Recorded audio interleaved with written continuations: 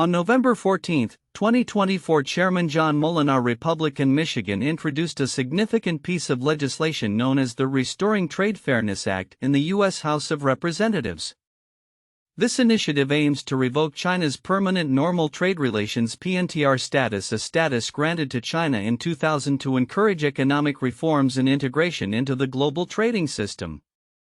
Moolenaar's bill reflects a growing bipartisan consensus that the original intentions behind granting PNTR have not been realized, leading instead to adverse consequences for the U.S. economy.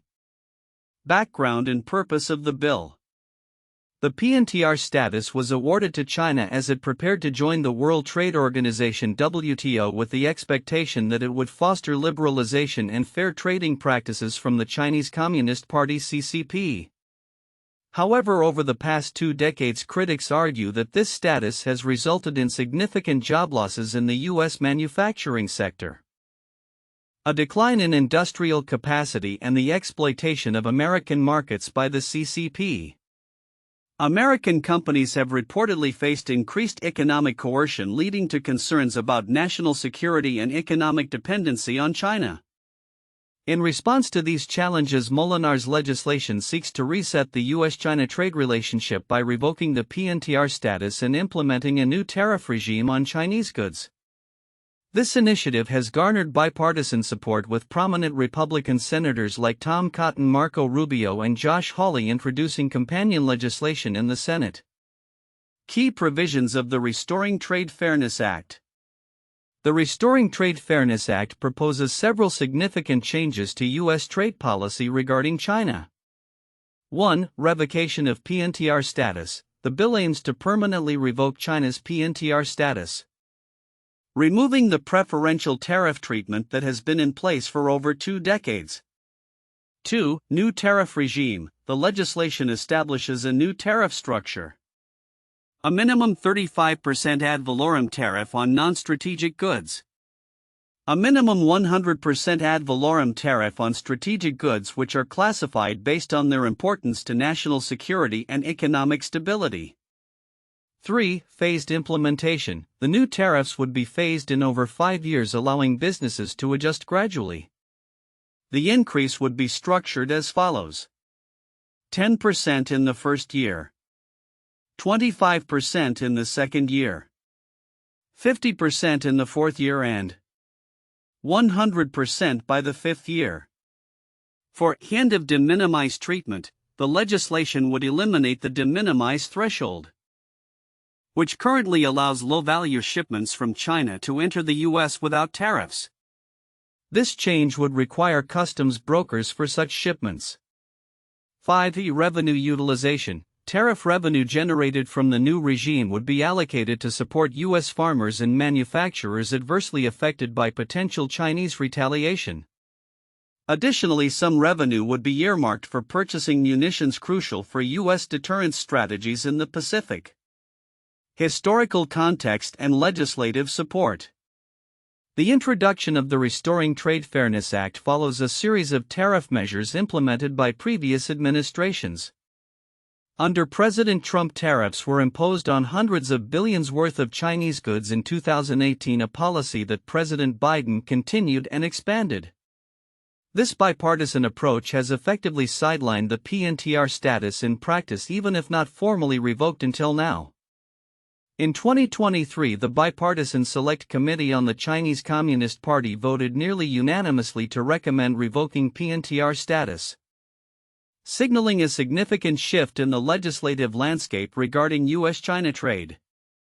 The growing concern over economic aggression from the CCP and the impact on American jobs and industries has unified lawmakers across party lines in support of Moolenaar's initiative. Implications for U.S. China relations. The Restoring Trade Fairness Act is framed not only as a trade measure but also as a national security imperative. Lawmakers and industry leaders emphasize the need to bolster American manufacturing and reduce reliance on Chinese imports, particularly in strategic sectors. The desire to protect American jobs and enhance supply chain resilience is a central theme of the legislation. Critics of the existing trade framework argue that the PNTR status has empowered the CCP. allowing it to exploit free market principles while undermining American industries. The proposed tariffs aim to level the playing field and ensure that American workers are not disadvantaged by unfair competition. Urgency and future considerations. As the current Congress approaches its conclusion, there is a sense of urgency among proponents of the Restoring Trade Fairness Act to pass the legislation before the end of 2024. Failure to do so could result in the bill expiring, although it could be reintroduced in the new Congress. Given the bipartisan nature of the support, there is a strong possibility that the initiative will remain a priority for lawmakers in the future. Conclusion. The Restoring Trade Fairness Act represents a pivotal moment in U.S. China trade relations, encapsulating a growing recognition of the need to recalibrate economic policies to protect American jobs and national security. By revoking China's PNTR status and implementing a new tariff structure, the legislation aims to address long-standing grievances and restore fairness in trade practices. As the bill moves forward, its implications will resonate not only within the corridors of power in Washington but also across the broader landscape of global trade and economic policy. The introduction of the Restoring Trade Fairness Act by Chairman John Moolenaar, Republican, Michigan, on November 14, 2024 marks a significant shift in U.S. trade policy toward China. This legislation proposes to revoke China's Permanent Normal Trade Relations (PNTR) status, which had been granted to China in 2000 with the hope that it would encourage liberalization and fair trading practices. Instead, critics argue that this status has resulted in substantial job losses in the U.S. manufacturing sector and allowed the Chinese Communist Party's CCP to exploit American markets. Counterintuitive information emerges when examining the effects of tariffs already implemented by previous administrations. While many assume that tariffs lead to increased prices for consumers, the recent United States International Trade Commission (ITC) report indicates that the Section 301 tariffs on Chinese goods did not significantly contribute to inflation. Instead, these tariffs have encouraged U.S. businesses to diversify their supply chains, thereby reducing reliance on Chinese imports in critical sectors.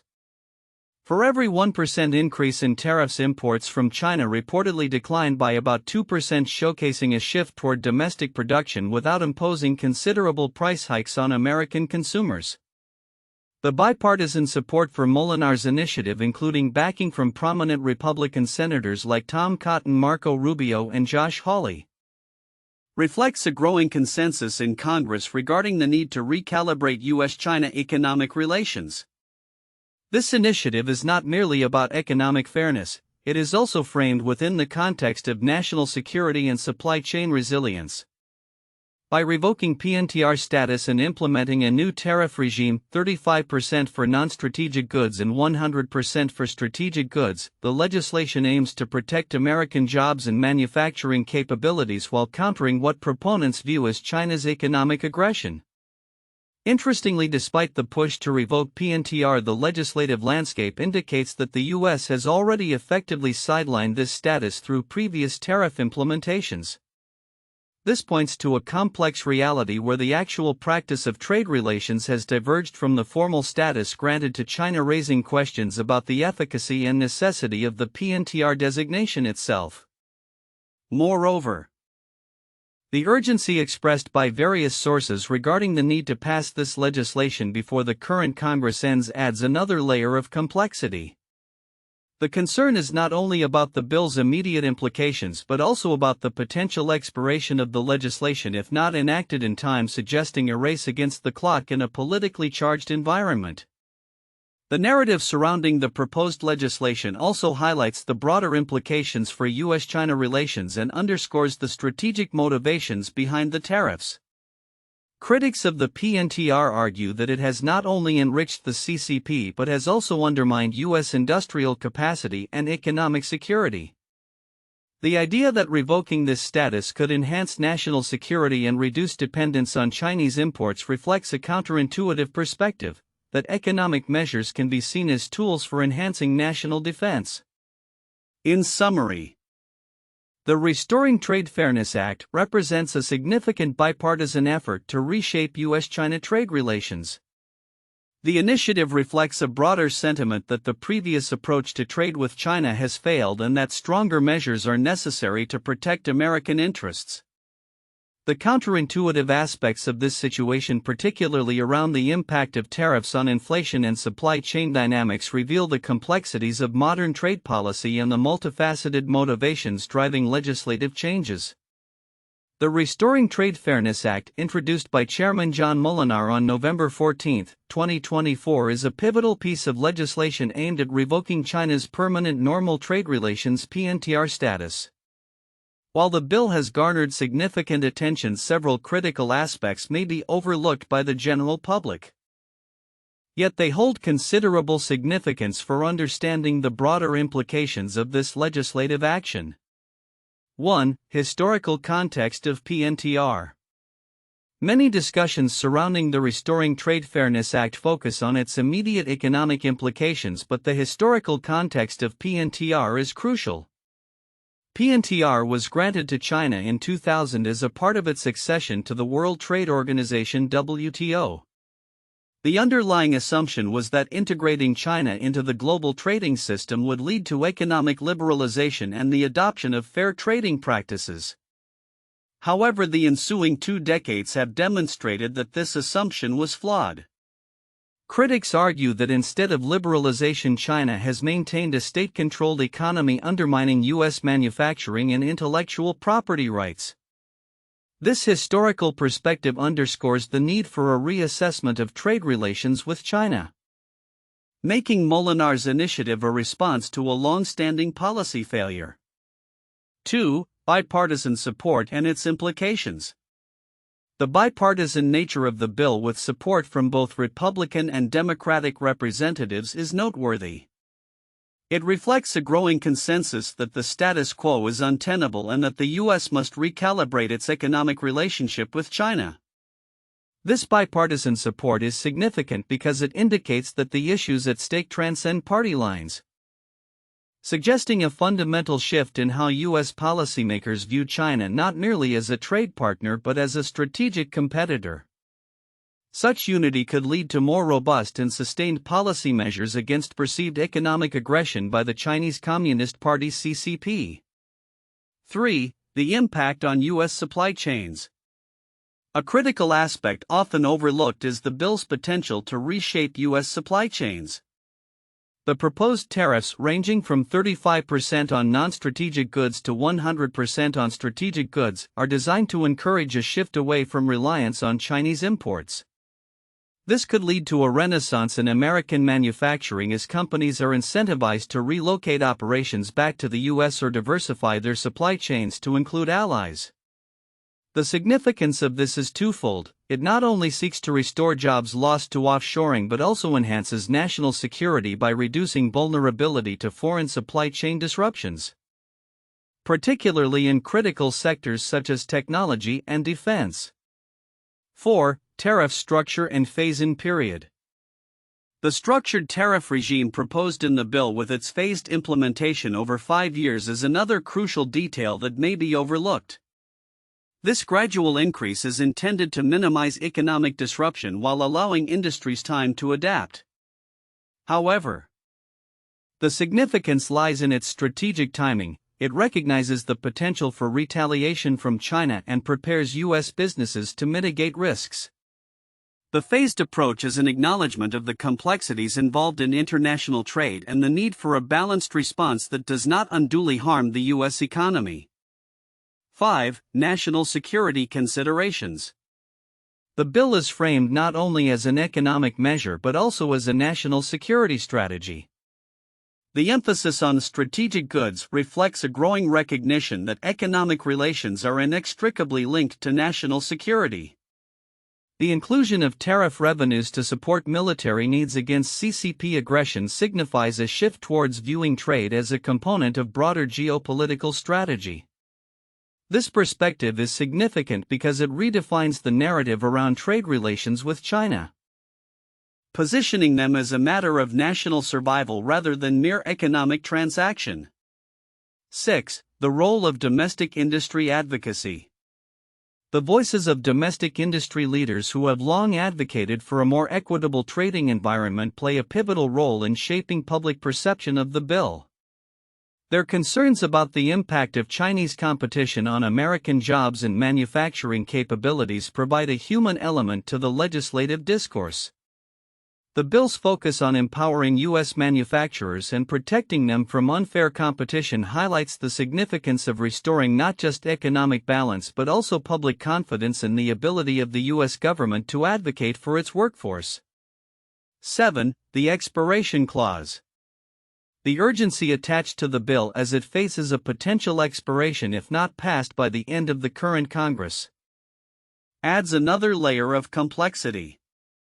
This clause may lead to hasty decision-making without fully considering the long-term implications of the bill. The pressure to act quickly could detract from a thorough examination of potential unintended consequences such as trade wars or increased consumer prices. Understanding this urgency is crucial as it can influence the legislative process and the eventual outcomes of U.S. China trade relations. Conclusion. The Restoring Trade Fairness Act represents a significant shift in U.S. trade policy that is grounded in a historical context of failed assumptions about China's economic trajectory. The bipartisan support it has garnered highlights a fundamental re-evaluation of China as a strategic competitor rather than a cooperative trade partner. The implications of this legislation extend beyond immediate economic concerns, touching on national security, supply chain resilience, and the future of American manufacturing. By recognizing the overlooked aspects of the bill, one can appreciate its potential to reshape not only U.S.-China relations but also the broader landscape of international trade. 1. Bipartisan support and legislative context. The Restoring Trade Fairness Act, introduced by Chairman John Moolenaar, signifies a rare moment of bipartisan agreement in U.S. politics, highlighting a shared concern regarding the impact of China's Permanent Normal Trade Relations (PNTR) status on American jobs and industries. The support from key Republican senators such as Tom Cotton, Marco Rubio, and Josh Hawley not only underscores the urgency of the initiative but also reflects a growing consensus across party lines regarding the necessity to recalibrate U.S.-China economic relations. This context is critical as it illustrates how trade policy can serve as a unifying issue in an otherwise polarized political landscape. 2. Impact on U.S. manufacturing and employment. Central to the bill's rationale is the assertion that the PNTR status has led to significant job losses and industrial decline in the U.S. manufacturing sector. The historical context provided detailing the expectations set forth when PNTR was granted in 2000 contrasts sharply with the present-day realities of job losses and manufacturing depletion attributed to unfair trade practices employed by the Chinese Communist Party's CCP. This point invites a deeper examination of the economic metrics and workforce data that substantiate these claims, as well as an analysis of how the proposed tariffs might reverse these trends. 3. Economic and national security considerations. The proposed legislation is framed not only as a measure to restore fairness in trade but also as a critical step towards enhancing national security and supply chain resilience. The emphasis on strategic goods and the notion of economic aggression by the CCP highlight the interconnectedness of trade policy with broader security concerns. This intersection of economic policy and national security is particularly relevant given the current geopolitical climate, and it opens up discussions on how trade strategies can be aligned with national defense objectives. For phased implementation of tariffs and economic implications, the bill's proposal to phase in new tariffs, 35% on non-strategic goods and 100% on strategic goods, over 5 years provides a structured approach aimed at minimizing economic disruption. This gradual implementation raises important questions about its potential impacts on consumer prices, business operations, and international trade relations.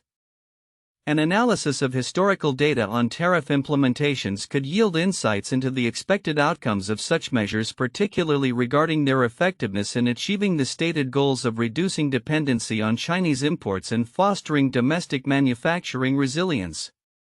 These points collectively provide a framework for a more nuanced discussion about the implications of Moolenaar's initiative on U.S. China trade relations, the domestic economy, and broader geopolitical dynamics. 1. The Smoot-Hawley Tariff Act of 1930. This legislation raised duties on numerous imports aiming to protect American industries during the Great Depression. It sparked retaliatory tariffs from other countries, leading to a significant decline in international trade and worsening the economic crisis. The act's intention to protect domestic jobs ultimately backfired, demonstrating the complexities and risks associated with protectionist trade policies. 2. The Trade Act of 1974. This act allowed the U.S. to implement trade barriers against countries that engaged in unfair trade practices. It aimed to strengthen U.S. trade laws and included provisions for countervailing duties, anti-dumping measures, and the ability to negotiate trade agreements. The act was significant in addressing trade imbalances and set the stage for future trade negotiations, including the establishment of the General Agreement on Tariffs and Trade GATT. 3. NAFTA, North American Free Trade Agreement, enacted in 1994. NAFTA aimed to eliminate trade barriers between the U.S., Canada, and Mexico. While it succeeded in increasing trade volume, critics argued that it led to job losses in certain sectors within the U.S. as jobs moved to Mexico where labor was cheaper. The agreement's mixed results highlighted the challenges of balancing trade benefits with domestic economic impacts, leading to ongoing discussions about trade policy and its effects on the workforce. These historical cases reflect the complexities and consequences of trade legislation, much like the proposed Restoring Trade Fairness Act aimed at revoking China's permanent normal trade relations. Future outlook: predictions for the impact of Moolenaar's Restoring Trade Fairness Act. The introduction of the Restoring Trade Fairness Act by Chairman John Moolenaar marks a significant shift in U.S. China trade relations, with potential long-term implications across various sectors. With the bill aiming to revoke China's permanent normal trade relations (PNTR) status, the future landscape of international trade supply chains and domestic industries is poised for transformation. Economic impact and trade relations. 1. Increased tariffs and cost structures. The proposed legislation introduces substantial tariffs, 35% for non-strategic goods and up to 100% for strategic goods. This change will likely lead to higher prices for consumers as import costs rise. U.S. companies reliant on Chinese imports may face increased operational costs, prompting them to reassess their supply chains. Over time, this could lead to a gradual shift towards sourcing more goods domestically or from alternative markets. 2. Supply chain realignment. The bill's phased implementation of tariffs over 5 years will push U.S. businesses to diversify their supply chains. Companies may invest in reshoring efforts or seek suppliers in countries with favorable trade relations with the U.S., such as Vietnam or India. This realignment could enhance the resilience of U.S. supply chains but may also lead to short-term disruptions as businesses adapt. 3. Manufacturing renaissance. One of the bill's key goals is to bolster American manufacturing. If successful, we could witness a revival of the U.S. manufacturing sector with new investments in factories and technology. This could create jobs and stimulate economic growth, particularly in the Midwest, traditionally known as the manufacturing hub of the nation. Political ramifications. 1. Bipartisan support and legislative momentum. The strong bipartisan backing of Moolenaar's initiative suggests a sustained commitment to re-evaluating U.S.-China relations. This could lead to similar legislative efforts in the future, focusing on national security and economic independence. The political climate may continue to favor protectionist measures as lawmakers respond to constituents' concerns about job losses and economic stability. 2. Increased tensions with China. Revoking PNTR status is likely to exacerbate tensions between the U.S. and China. Retaliatory measures from China, including tariffs on U.S. goods, could follow, leading to a tit-for-tat trade war. This escalation could impact global markets and lead to broader geopolitical ramifications affecting alliances and partnerships across Asia and beyond. 3. Long-term strategic realignment, as the U.S. moves to limit dependence on China. It may seek to strengthen ties with other nations, particularly in the Indo-Pacific region. This could lead to new trade agreements and partnerships aimed at counterbalancing China's influence, fostering a more multipolar trade environment. National security and technological competition. 1. Focus on strategic industries. The emphasis on strategic goods in the tariff structure highlights national security concerns. Industries such as technology, telecommunications, and defense may see increased government support and funding. The U.S. may prioritize investments in domestic innovation and research to maintain a competitive edge over China, particularly in advanced technologies like AI and quantum computing. 2. Cybersecurity and intellectual property protection. The legislation may prompt heightened attention to cybersecurity and intellectual property (IP) protection. U.S. companies may increase investments in securing their digital assets against potential CCP cyberaggression.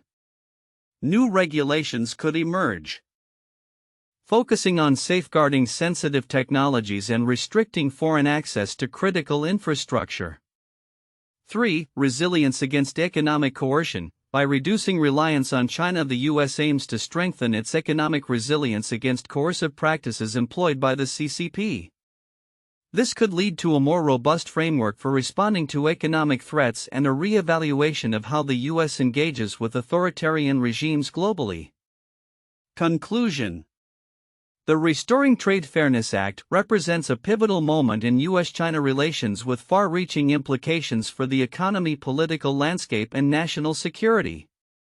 While the immediate effects may include increased tariffs and potential supply chain disruptions, the long-term outlook suggests a significant restructuring of trade relationships, a revival of American manufacturing, and a strategic pivot towards greater economic independence. As the U.S. navigates this new chapter, the focus will likely remain on balancing trade fairness with national security, setting the stage for a complex interplay of economic and geopolitical dynamics in the years to come.